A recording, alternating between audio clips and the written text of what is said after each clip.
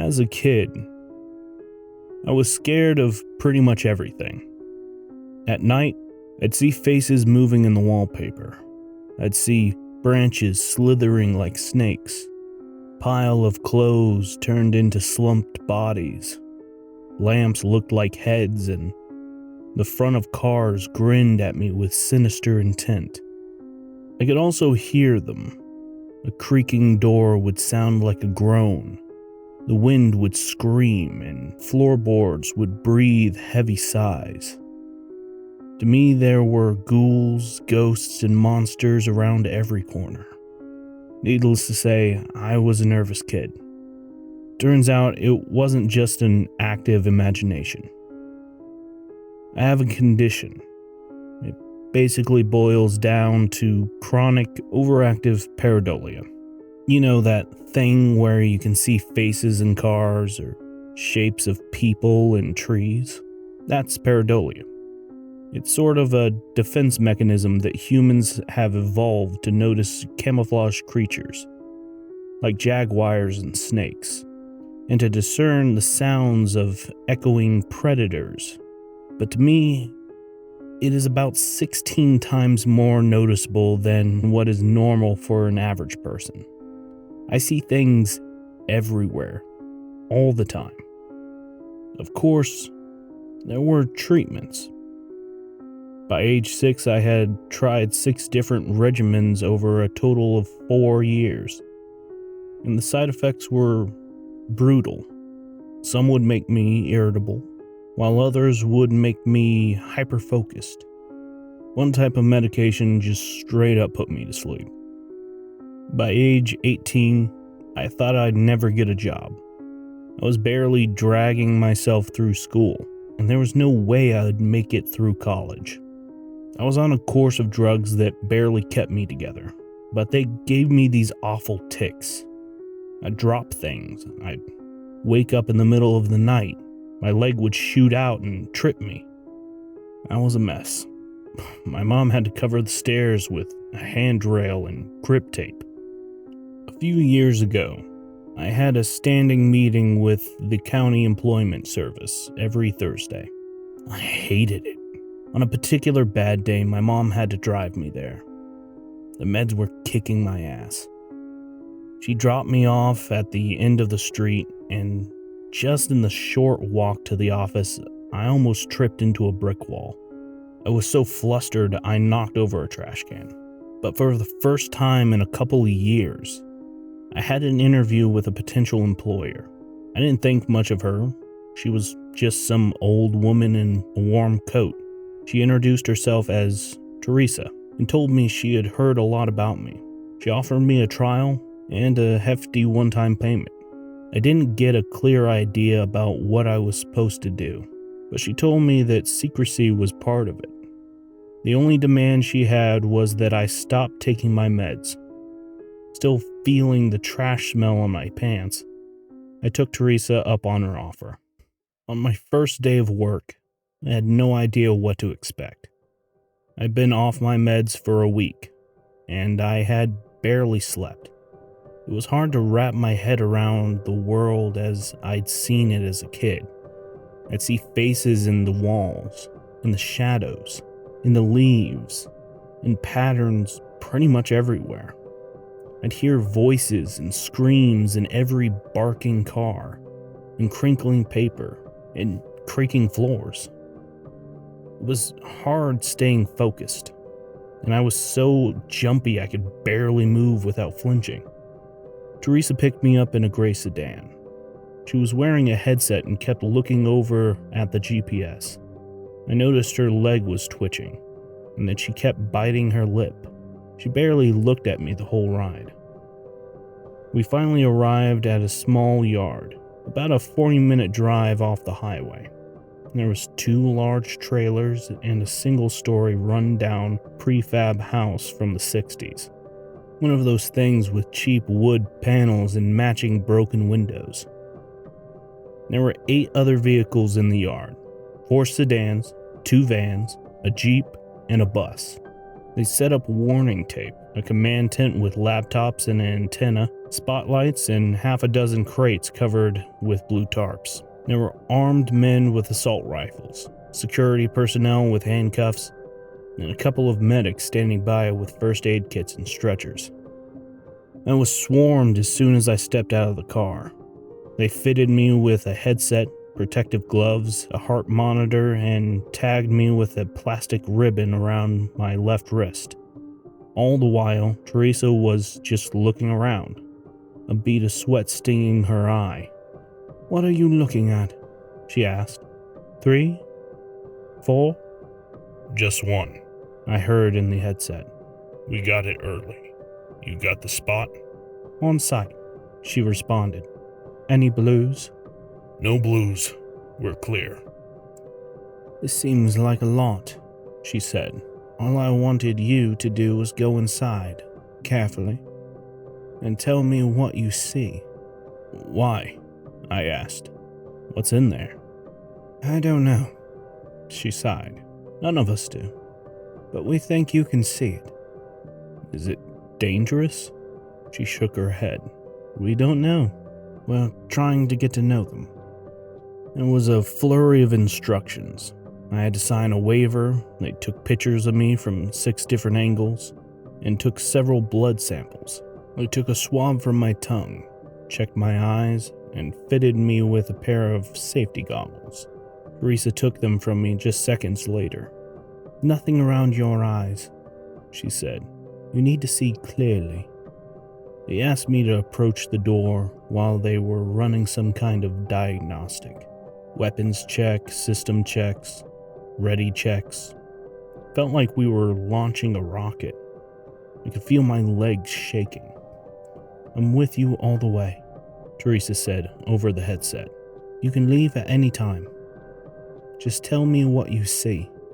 And I really mean what you see." A countdown began. At 0, the spotlights turned on, and the entire yard turned into a soundless ghost town. Everyone held their breaths. It was my turn. I stepped inside, a simple 1-story house. 3 rooms, a bathroom, a kitchen. Someone had clearly lived there until recently. There were still clothes flung over a chair in the living room. The power was off, but the pale spotlights coming through the windows made it feel like I was walking through a hospital waiting room. My heart was pounding out of my chest. I didn't know what to expect, but this payday could be the boost I needed to get my own place. A paycheck with 4 zeros for a single day of work. But standing there, looking into the sterile living room, I was having doubts. "What do you see?" asked Teresa. "Notice anything?" "No, just furniture. A couch, an old TV, fancy carpet. Nothing out of the ordinary." I just walked around, saying out loud what I was seeing.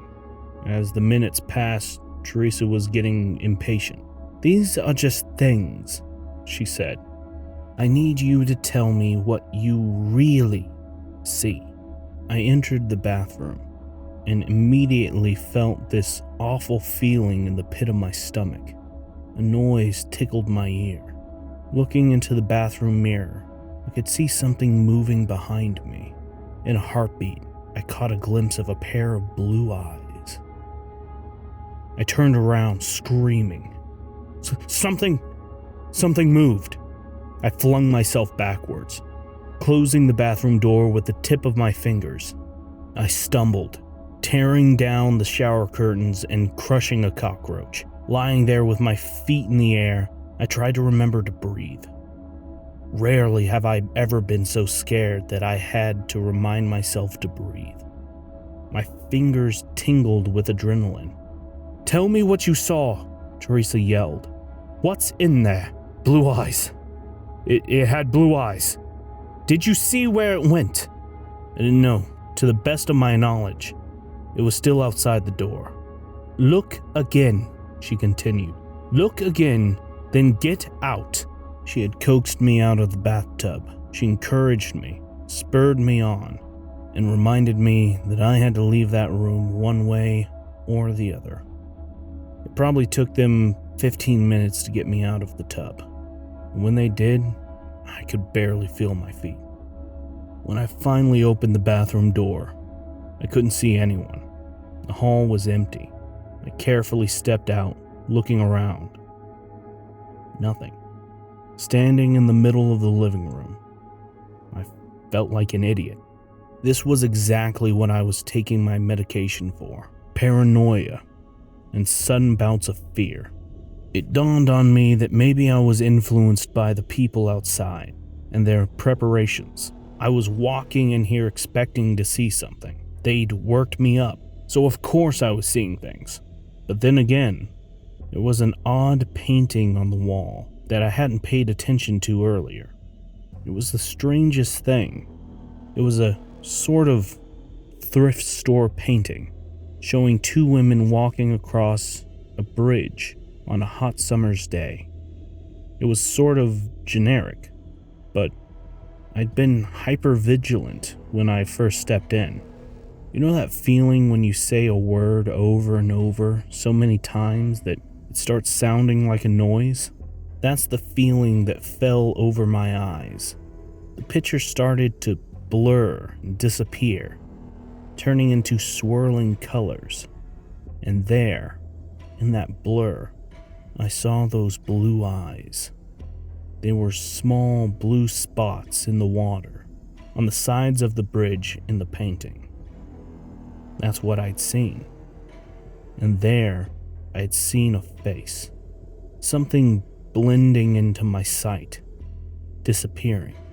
And for a second, I knew for certain that I hadn't seen this painting when I first stepped inside. And now, it knew that I could see it. I felt it.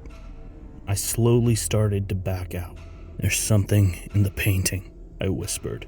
"In the living room." "Are you sure?" asked Teresa. "Absolutely sure." Absolutely." "Get out." I rounded the corner and heard the floorboards creak. I could no longer see the painting, and I could sense something moving.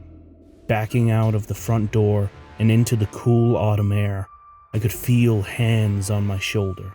Armed men pulled me back, and paramedics started to check my eyes with flashlights. They asked me all sorts of personal questions, like my name, my mother's maiden name, and the name of the president. I was told to lay down, as I heard a team breach the house with stun guns, cattle prods, nets, and a crate. Laying there and feeling the pressure subside, I just cried and laughed. I didn't even notice Teresa sitting down next to me. I was given a cold drink and a pill, and I took it without question. "You did good," she said. "You're done." What was that? What's in there? Something only a special mind can see. That was my first time working with Teresa. Over the coming years, I would be called in about once or twice a month. And the pay I got from those few days were enough to get me out of my parents' house. Teresa would check in with me weekly, and I had to submit to regular checkups. But more often than not, I was completely off the leash. I started to learn a bit more about the company I was working for and what they were doing. I started to get payments from Hatchet Biotechnica, a subsidiary of Hatchet Pharmaceuticals. My office title was contractor, a title that was repeated like a name. Teresa started going into greater details on what to look for and how to act, but that first mission was a sort of test to prove myself. I had no idea what I was actually proving, but it felt like my tendency to discern patterns and seeing dangers helped me along. I learned a bit more about their procedures. For example, they were adamant about checking for blues. This meant surveying the nearby area to look for some kind of infection. usually taking the form of miscolored flowers, most often blue, but not always. Sometimes tulips, most often sunflowers. Once they just found a bunch of teeth sticking out of the wall. Whenever they checked for blues, this is what they would look for. Something overtly strange and unnatural. When something like this was found, the whole mission would be called off, and they would use controlled explosives to just take out the entire area. In more populated areas, they would set up tents and use flamethrowers. I remember once, the week before Christmas, when 6 men with flamethrowers were called in to burn down a greenhouse. I'll never forget the way the flames reflected off their visors. To them, it all just looked like flames. But I saw something else. I saw bodies, wreathing in the flames. I heard screams in the shattered glass. In the charred remains of melted plastic, I see pained faces glaring at me with hateful black eyes. Up until a few months ago, I had worked a total of 33 cases over 2.5 years. Every case, I'd step into a location and look for 1 or 3 things hiding in plain sight. Up until that point, I still had no idea what they actually were. Sometimes I'd catch a glimpse of something running past me, or see a pair of blue eyes looking at me from across the room. Every time, I just reported it and left. A chair, a fridge, a suspicious window. Hell, once it was a music box. This time, we were just coming up to the house. It was a rainy autumn evening, and the area was already set up when I got there. I saw a for sale sign knocked over by one of the Jeeps who'd taken a wide turn. I got suited up. Blood samples, plastic wrap, all that jazz. It was set up to be just another job. Although I was still nervous, I was getting better. "No blues?" asked Teresa. None. Said one of the armed men. We're looking at a single tango. "You're sure?" She squinted. "First report said 6.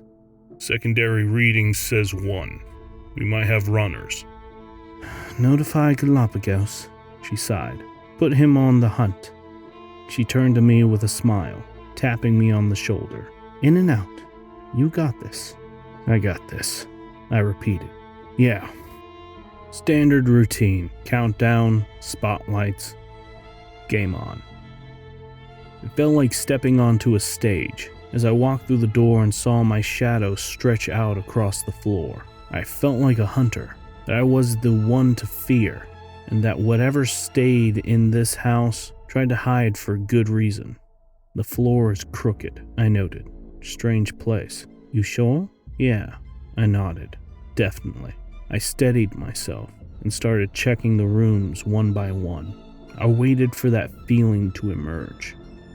My eyes seeing through the obvious and seeing the picture beneath the picture. The blue eyes emerging from nothing.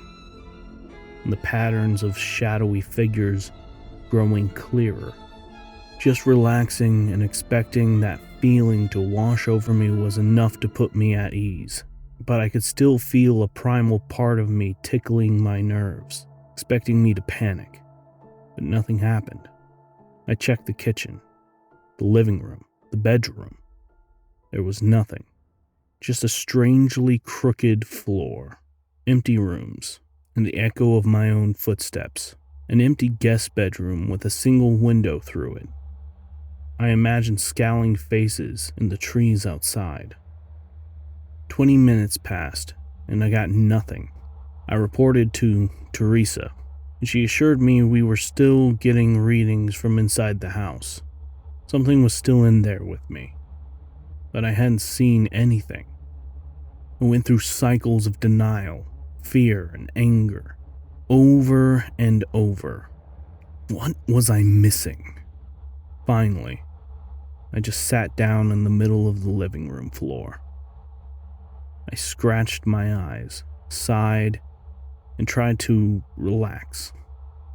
Teresa, I'm not feeling it. Are you sure?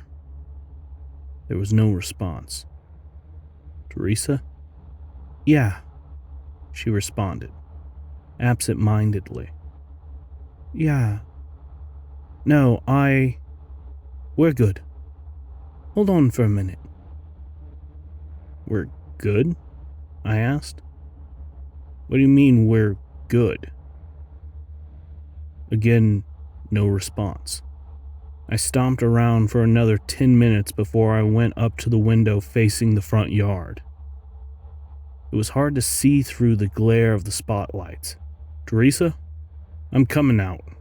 This place is empty. As soon as I opened the front door, I saw 24 faces fixed on me. Maybe they were surprised to see me, but I got the sense that there was something else. I could tell something was off. They all looked at me with strange expressions, some neutral, some smiling ear to ear. One of the paramedics just stared at me with slack-jawed terror. It was as if they didn't know what to feel or how to express it. A hole sunk through my stomach. I got that hollow feeling as my eyes glazed over, like I was staring at something false, something hidden in a pattern. It was the sense I'd been looking for inside. In the far back, I saw Teresa. She stepped out from behind a jeep, smiling ear to ear. Behind the shape of her face, her eyes emerged, glowing with a cold blue. One by one, their eyes flared up in a blue glow. And there, in a moment, my paranoid sight registered human-like shapes in the grass around them. Headless, mauled bodies, imposters, lookalikes, mimics, nightmare beings having tricked us into a trap. One by one, smiles started creeping across their faces, rows of impossibly sharp teeth hiding along their tongues, their fingers growing long, their necks elongating. They were losing their disguises and facing me, head on, unafraid. Nothing was said out loud. Not a word, but to me, it was as if the wind itself was screaming for me to run. I slammed the door behind me and ran. Faces were coming out of the walls. Door handles were turning into hands, grasping at my clothes. My distorted face reflecting in windows and mirrors with jawless grins. I couldn't blink. Every heartbeat, every new horror forced my eyes open. There were more doors than I remembered. There were more windows than there should be. The kitchen suddenly had a skylight, and there were 4 fridges. Countless paintings had appeared in the master bedroom, depicting cruel and blood-drenched horrors. They were already here, trying to surround me, and my mind was racing to remember what was real and what wasn't. Rushing to the back of the guest bedroom, I remembered there being only 1 window. Now there were 2. I had to roll the dice, take a guess, do something. As I grabbed the window frame, I imagined teeth slamming onto my hands, tongues licking across my palms, wide smiles sating their hunger. But this time, it was just my imagination. I burst through the window and took off running into the woods. Through the night, I just kept going. My chest hurt from holding the screams in. Without my medication, everything in the dark looked like something reaching for me. Trying to eat me. Trying to grab me. Creaking branches sounded like laughter, and howling winds were screams. I must have run for hours when my foot got caught between 2 rocks. As I tumbled to the ground, twisting my ankle, I saw them descend on me. I felt their fingers scratching me. I writhed on the ground, screaming for them to just let me go. To just please let me go. But after a few seconds, I realized I had just scratched myself on the underbrush. There was no one there. I was safe. I broke down crying, trying to ignore the twisted face reflecting off the full moon above. Eventually, I made my way home. There were no messages waiting for me. All my work numbers had been taken offline. All ways to contact them were just gone, and there was no information on the firm that hired me. Hatchet Biotechnica exists only on paper. There's no location, no contact info, and no names attached. It's all a front. I haven't heard from Teresa since. I think that whoever I've been working for have just assumed I'm dead. That's why I decided to share this anonymously. Those who know who I am can reach out to me. And for those who don't, I just have a word of warning. Be observant. Trust your intuition. It might save your life.